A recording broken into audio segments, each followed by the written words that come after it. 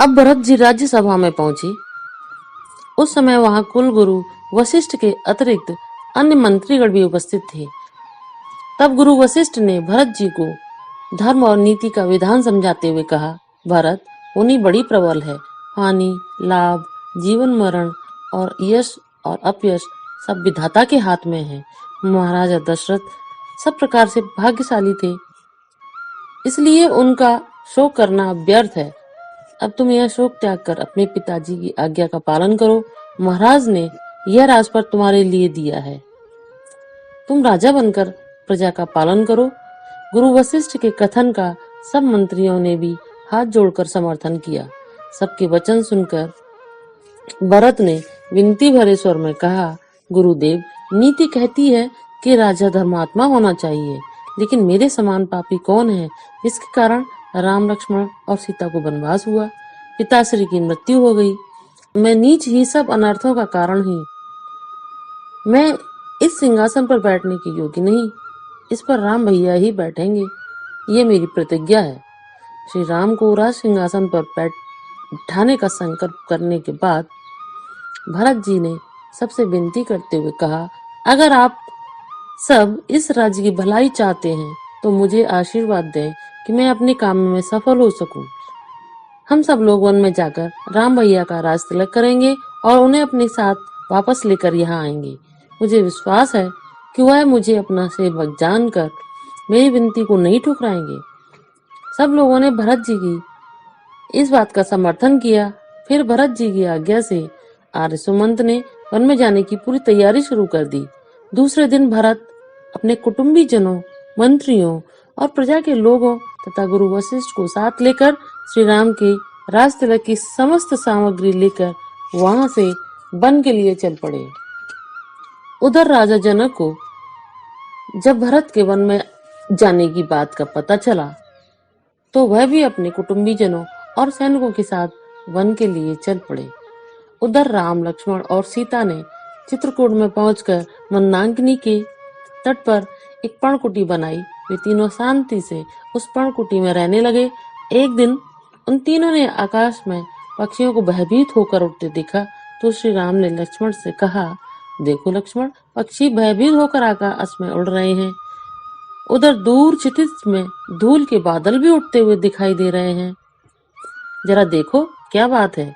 जो आज्ञा भैया।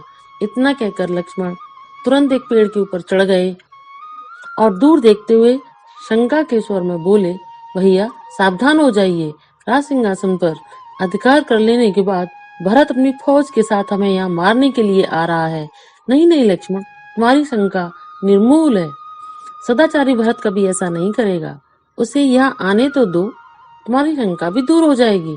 श्री राम ने शांत भाव से कहा। चित्रकूट में पहुंचने पर जब भरत जी को श्री राम की कुटिया का पता चला तो वह पैदल ही उनसे मिलने के लिए वहां से दौड़ पड़े। भरत मेरे भाई, तुम और यहाँ सब कुशल तो है भैया। यह कहकर भरत जी श्री राम के गले जा लगे।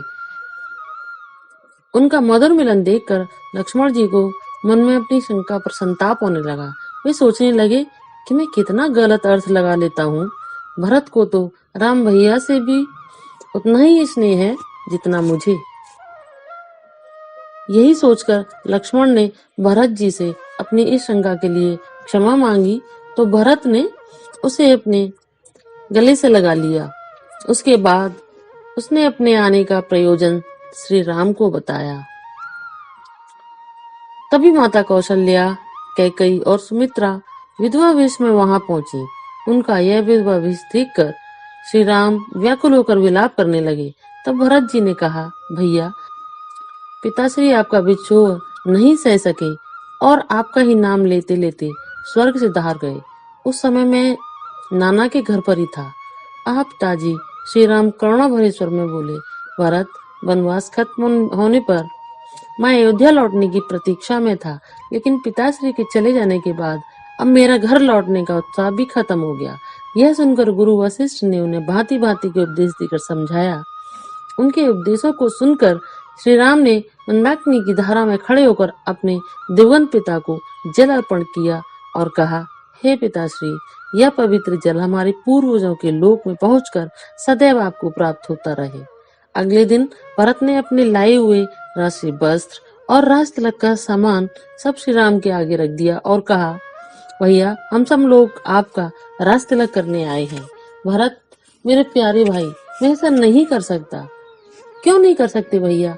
इसलिए कि मुझे माता कैकेयी को दिए गए पिताजी के वचनों का पालन करना है। यदि पिताजी के वचनों का पालन करने के लिए किसी का वन में 14 वर्ष का रहना अनिवार्य है, तो मैं वन में रहूंगा।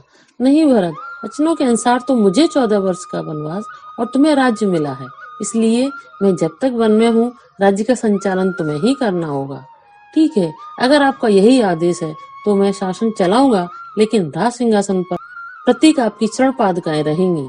इतना कहकर भरत जी श्री राम की चरण पादुकाएं लेकर वापस अयोध्या में लौट आए। यहाँ पर अयोध्या कांड की समाप्ति हुई और आगे हम अरण्य कांड की कथा श्रवण करेंगे।